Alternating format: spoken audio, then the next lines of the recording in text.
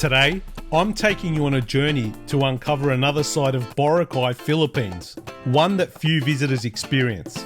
But before we dive into this adventure, let me introduce you to a hidden gem, my accommodation in Station 3. Welcome to my accommodation. It has a very Bali-like feel. So the beach is about 20 to 30 meters away. As you come round the back here, you walk through this serene little alleyway. On either side of me there's accommodation, and right ahead of me is where my room is. Good morning. Nestled right in front of the beachfront, Cocoloco Beach Resort offers a serene and laid-back escape. The resort boasts of cozy air-conditioned rooms, a spacious courtyard, and a lively bar and restaurant. And of course, direct access to the stunning shoreline. And here's my room right here amongst this beautiful oasis. It's the perfect place to unwind before venturing out to explore Boracay's lesser-known treasures. Stepping away from the beach, just a short walk from Cocoloco, I find myself in the vibrant energy of Tambisaan Jetty Port Road. This bustling hub contrasts sharply with the tranquility of the beachfront, offering a raw and authentic glimpse into everyday life in Boracay. I'm about dead centre now in the island. Got some wetlands here in the middle, preserved wetlands, and over here, down that way, about a 2 or 3 minute walk that way, that's where the Bulabog windy beach is, and where all the kite surfing or windsurfing is going on. So there's this little town in the middle here, and there's shops, banks, there's more locals here. I'd say they come here to do their everyday banking and civic duties, but there's also tourists here as well, moving in and out between the two coastlines. It's about a 15-minute walk from the more commercial end to the quieter kite surfing Bulabog Beach end. So you can easily just walk through here and then you'll be at either side of the island. I'd say there's a lot of Korean tourists that come through here because there's several restaurants in a row just here, more over there, which all have Korean writing on them. So there's a lot of restaurants, even the kite surfing services, that all have Korean writing on there. So the Koreans must be the target market here in Boracay. I love the down-to-earth vibe in this part of town. It's refreshing to step away from the tourist hotspots and embrace the local scene. Wandering through small shops and street vendors always leads to something interesting. And what do you know?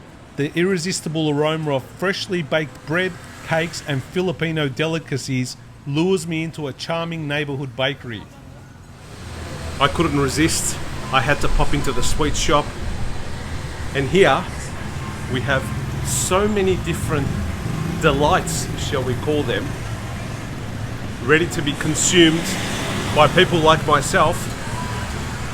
Cakes, sweets, biscuits, pudding pies, but I've been recommended to get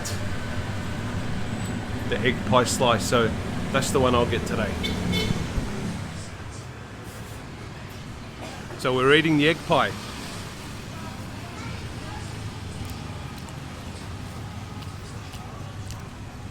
Wow, it really tastes like egg. Crusty base, it's sweet. The top of it is a little bit burnt, and I'm guessing there's a bit of sugar there, purposely burnt. You can smell the egg, you can taste the egg. Think of a cheesecake that tastes more like egg and smells more like egg. It's very nice though. Very silky smooth in the middle. Really good. 9 out of 10. Pan de Boracay. That's the name of the bakery. It is a chain store. It's pretty good though. I've seen it around and I've only eaten one sweet there, and that's ticked the box for me already. So when in Boracay, Pan de Boracay. Hey! Say hello!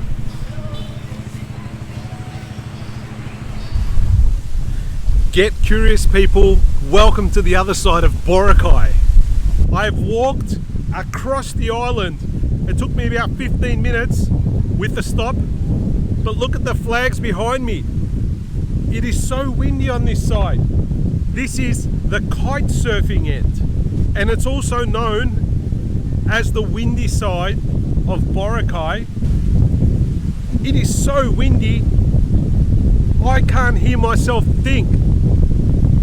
Totally different. I'd say that there's a dividing line just behind these buildings. As soon as you cross that, it gets windy. There's no wind on the other side. Zero. This coastline is a little bit different. A lot of seaweed. Sand not so white. The other side is definitely prettier. But I know that they do a lot of water sports up here. Nice condominiums and houses and probably hotels up on the hill there, overlooking the water. Same goes for behind me as well. A little bit more quiet on this end, apart from the wind. This is the famous leaning palm tree. It's even on Google Maps. It certainly is a different Boracay on this side. I'm about to be blown away here. Let's have a look at this I Love Boracay sign.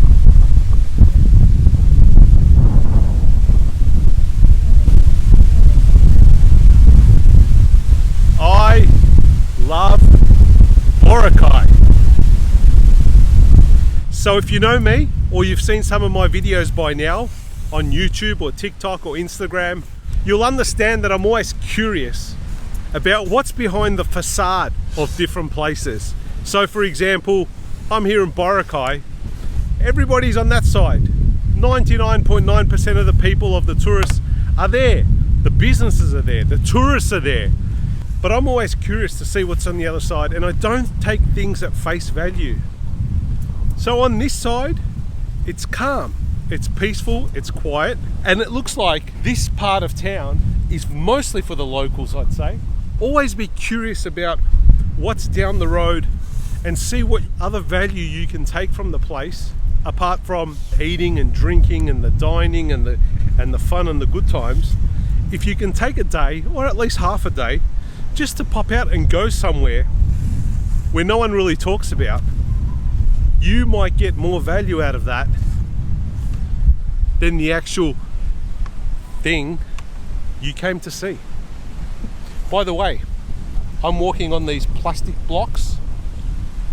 These plastic blocks are used to create a jetty into the water, and you can walk out into the sea.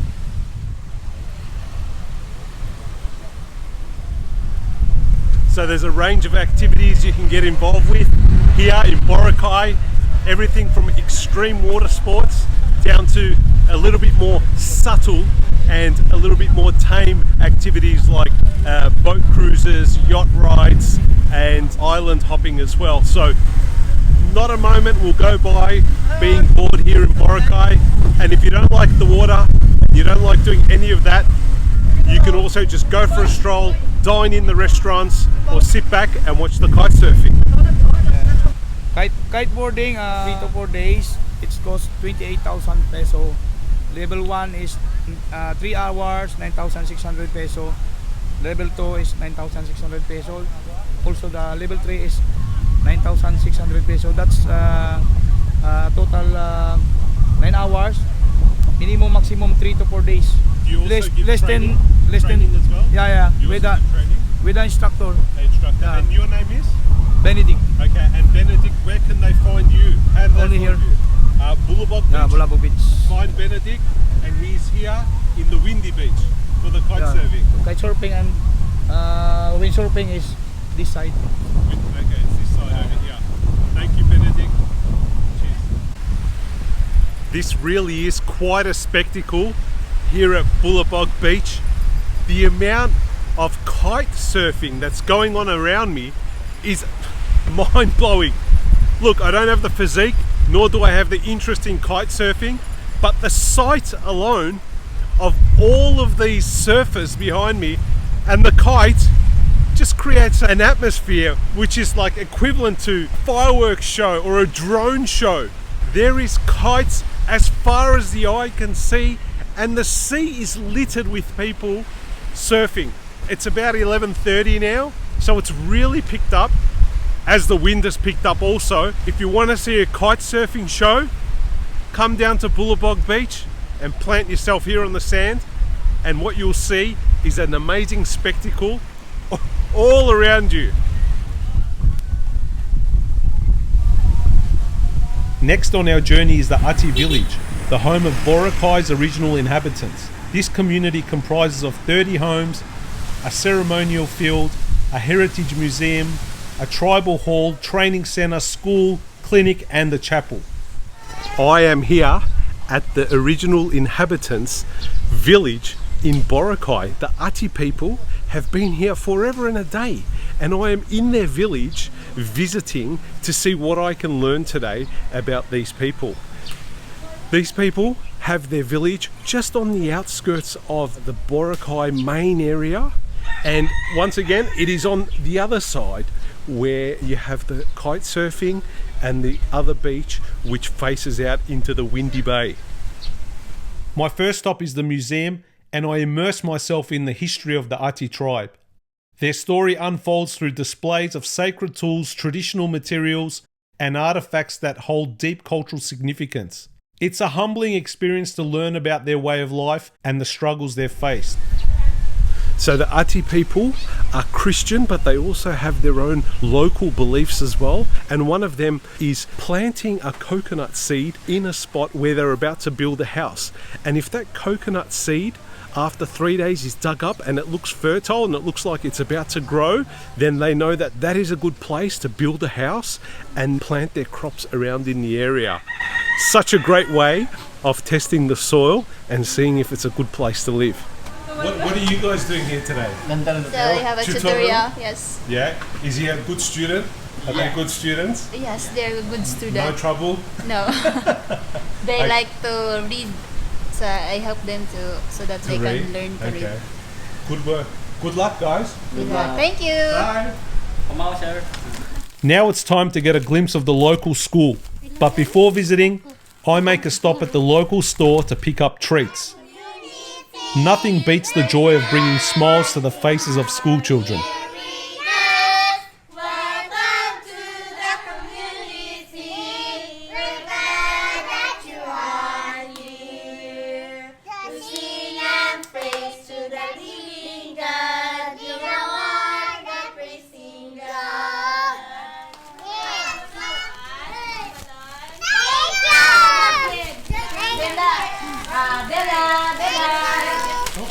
Hindi yan very good. Napanguha. Wala ba thank you. We just want to thank you. We just want to thank you. Thank you. We just want to thank you. Thank you. We just want to thank you. Thank you.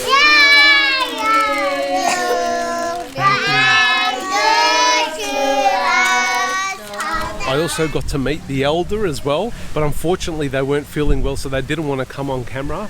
But we had a great tour guide by one of the younger generation of the Ati community, and she took me around the village and told me about the community. You can't film everywhere because people live here, so I was only allowed to film in a few places like the museum, the school, and just in the general grounds. Either way, it's a fantastic opportunity to meet the traditional owners of the land here in Boracay. Come and see the Ati Village tribe. Making my way up from the path here, and I heard something that seemed to be a goat. It went meh, and I thought, a goat in Boracay? No chance. What's a goat doing here? But nestled in the grass just over here is a goat who was yelling out to me. I can't believe there's a goat here in Boracay. There's two of them. It looks like the mother and daughter. Hi. Two little goats.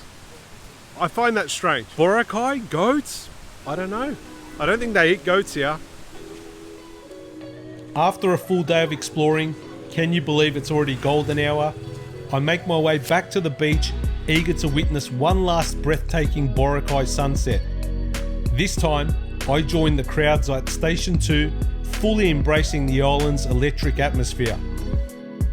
As the sun dips below the horizon, the sky ignites with pastel hues and silhouettes of sailboats that glide across the water. It's a moment of pure magic, Boracay at its finest. The island seems to pause, as if in reverence to nature's grand spectacle, filling the shoreline with an undeniable sense of wonder and tranquility. As darkness falls, Boracay comes alive with entertainment. Fire dances, traditional performances, and the live music pulse along the shoreline ensures that there's never a dull moment. The energy is infectious. You simply can't help but get swept up in the island's vibrant nightlife.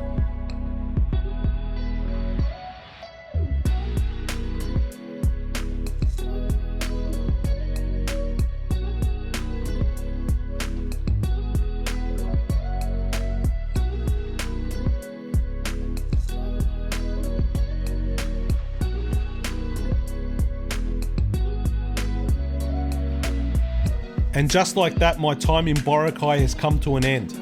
I leave feeling relaxed, enriched, and more connected to island life in the Western Visayas region of the Philippines. Thanks for joining me on this unforgettable tour of Boracay. If you're eager for more content, check out my playlist showcasing the beauty of this island and beyond. Next up, I'm heading to an exciting new destination in the Philippines, so stay tuned to my next video, and as always, a big adios from your friend, the Hassmeister.